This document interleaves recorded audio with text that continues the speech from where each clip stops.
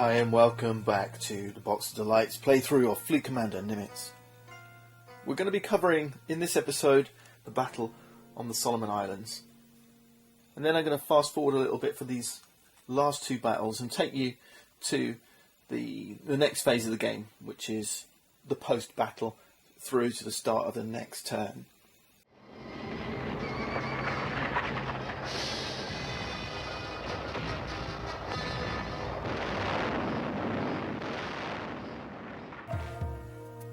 I've transferred the US forces in first.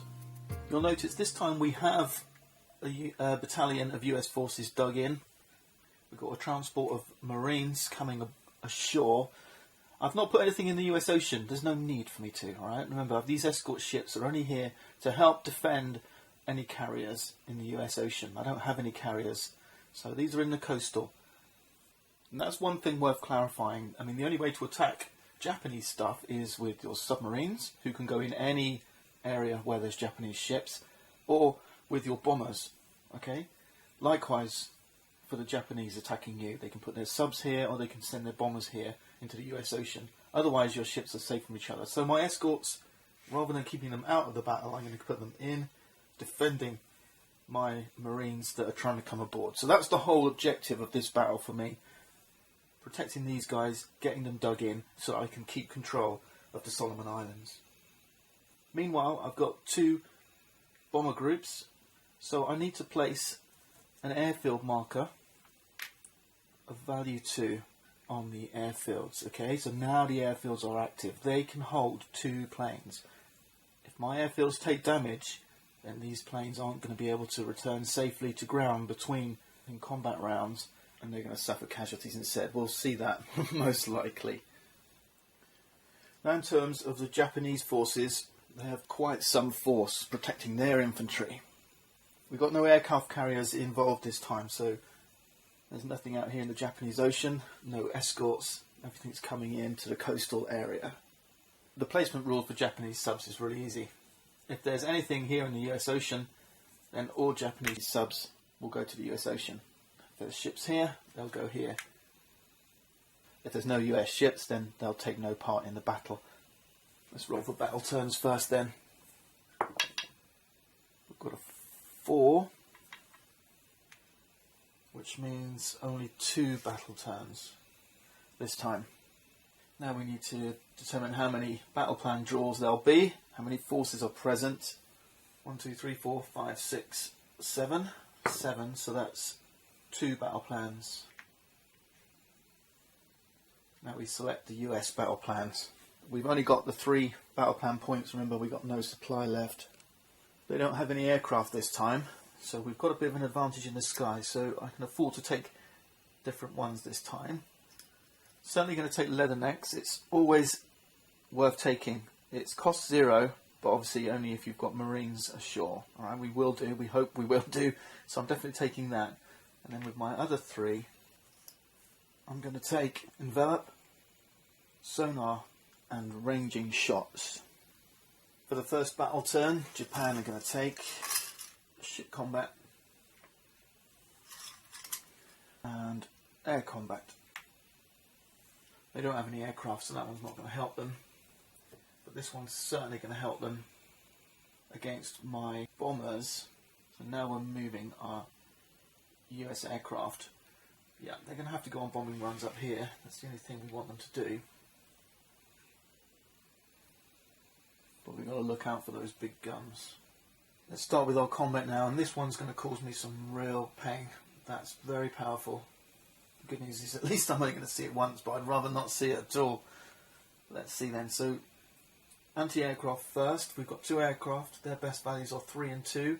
Increased, obviously, to 6 and 2, 5 and 2. Let's do the high roll first. So it's 6 and 2. Roll the 10. The second one is a 5 and 2.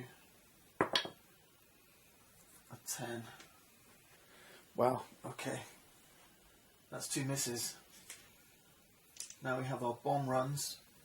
So we're taking down ships. We've got a 4 and a 1. Let's roll for the Mag 13 first. That's a 4. Yes, we got a 3. And then for the 19th bomber group, an 8. That's a miss. So the one hit is going against the lowest cost group. We can choose this destroyer group or one of these cruisers. Let's take one of these cruisers down. Torpedoes next. This is where the submarines use their surface attack value of 3. So 3 or less. Oh, it's a 1. So we're going to take a hit against lowest cost. So I can either hit the destroyer or the cruiser. I'm just going to have the destroyer, I think. Next is depth charges. Just like when we're doing the anti-aircraft with depth charge, you can only do 1 attack per submarine. So although we've got 2 ships here, we can only roll once, and you would normally pick the best depth charge value. So a 2 or higher for 1 hit against the sub. We've rolled a 5. No, that's a miss. I'm going to use my sonar though and re-roll. Let's see. No, a 7. No good. Okay, naval guns now, and this is where it's going to get very painful. Remember, each series of attacks in each phase happens simultaneously. Okay, so when we're in the naval guns stage, because there's so many units here, let's count up the hits. Everyone's going to get to attack with their, whether they're on their full or reduced sides, before we start taking damage and reducing some of these in response to the hits. So let's just keep a count of the number of hits on each side. And to start us off, let's do the submarines, the Japanese subs, because they're going to hit again in the naval guns stage, because they're here in the coastal region and there are surface ships.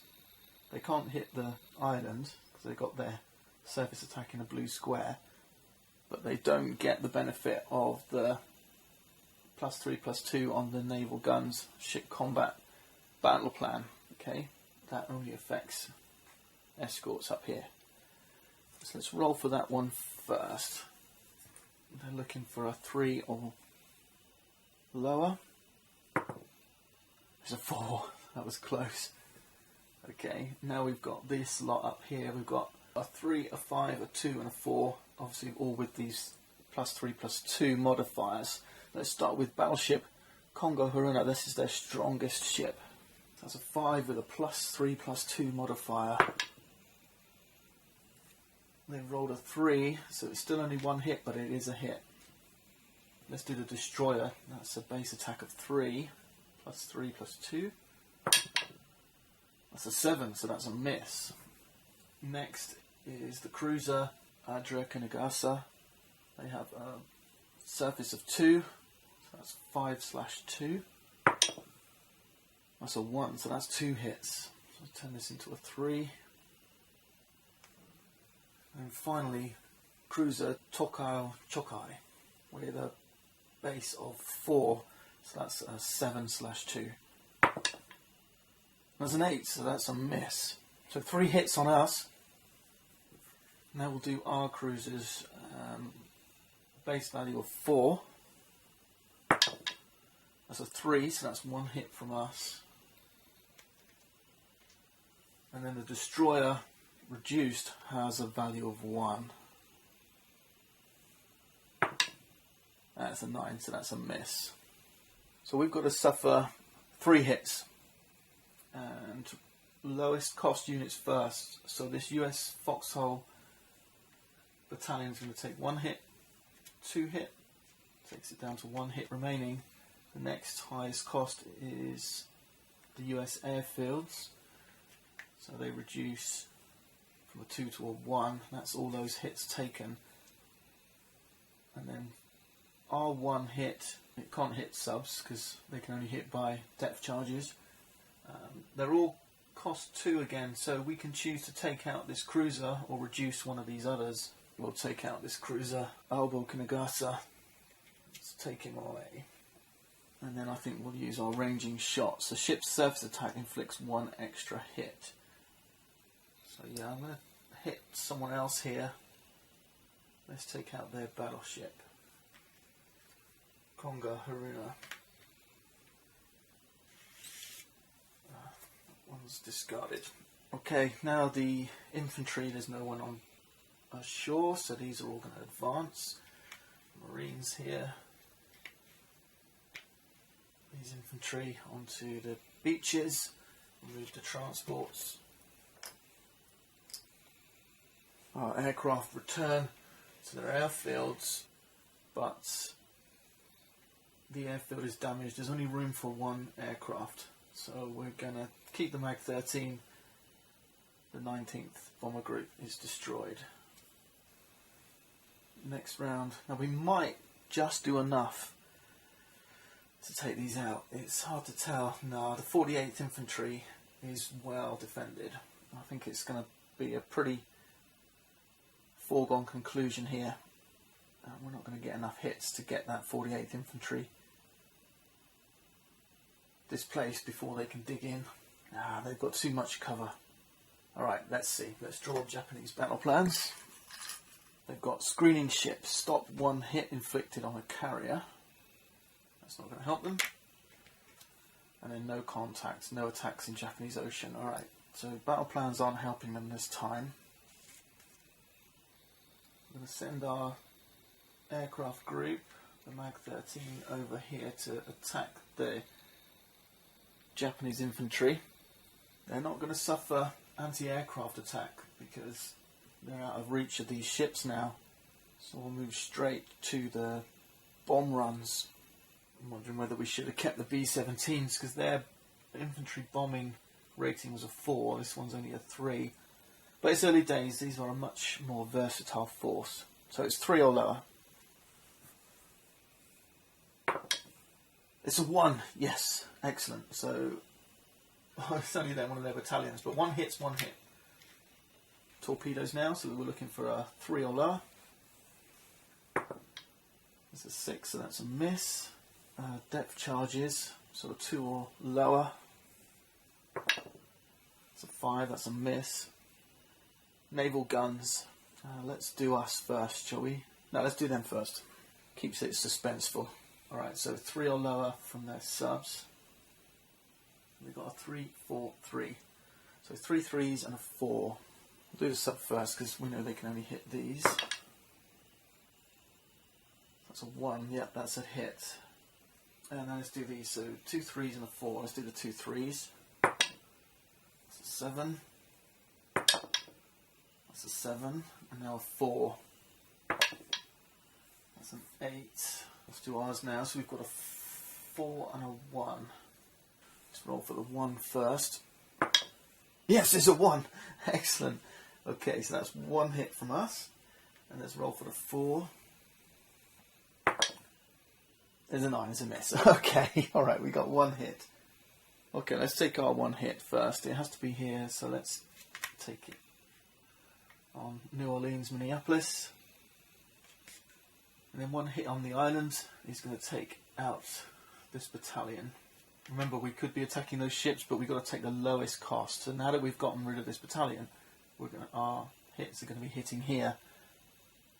And the good thing about our Marines is they move straight to the foxholes. They should actually be here already, not on the beach. Okay, they move straight from transports right up to foxholes. And that means we get to do an infantry attack. So we've got a last ditch attempt. The 48th are here on the beaches. Only infantry in foxholes can attack. So the Marines can attack this time. And they've got a hit value of 5. The bad news is that's only going to produce that infantry. It's a 2, so yeah, we do get to reduce them before they advance into their foxholes. We don't have any airfield losses this time, which is the good news, but that does end the battle already.